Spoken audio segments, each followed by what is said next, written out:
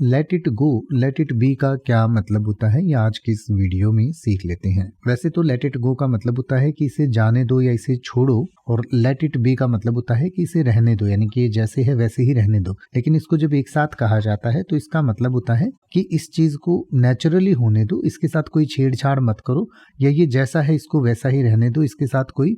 इसको कंट्रोल करने की या चेंज करने की कोशिश मत करो। यानी कि किसी भी चीज़ को हम जब ये कहना चाहें कि इसे प्राकृतिक रूप से जैसा है वैसा ही रहने दो और वैसे ही होने दो, तो उसके लिए कहा जाता है late it go and let it B. तो जैसे कि अगर आप ये कहें कि कभी कभी इसे जाने देना और रहने देना ही सबसे अच्छा होता है, तो आप कह सकते हैं sometimes it's best to just let it go and let it be. यानी कि कई बार जैसे हम किसी चीज़ के साथ छेड़खानी करने के बजाय, उसको कंट्रोल करने की बजाय उसके बिल्कुल जैसा है वैसा ही रहने देते हैं, यानी कि एक तरीके से इग्नोर कर देते हैं या वहीं पे छोड़ देते हैं,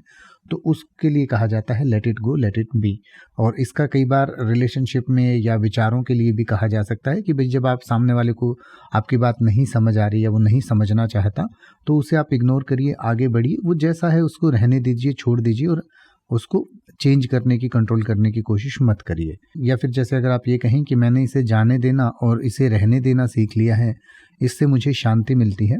तो आप कह सकते हैं I have learned it to go and let it be and it brought me peace. यानी कि जब मैंने चीज़ों वैसा का वैसा छोड़ने की या उनको बिना कंट्रोल करे नेचुरली जैसे हैं वैसे ही रहने देने की बात सोची, तो उसके बाद मुझे शांति मिलती है। तो उसको आप इस तरीके से कह सकते हैं। अब आप ऐसे ही किसी भी वर्ड का मतलब हिंदी और इंग्लिश में YouTube पर सर्च कर सकते हैं, आपको मेरी वीडियो मिल जाएगी जिसमें आप बिना किसी फालतू बकवास के सीधा उस वर्ड का मतलब समझ पाएंगे। तो ऐसी ही वीडियोस को देखते रहने के लिए चैनल को सब्सक्राइब करें और बेल आइकन को प्रेस करें।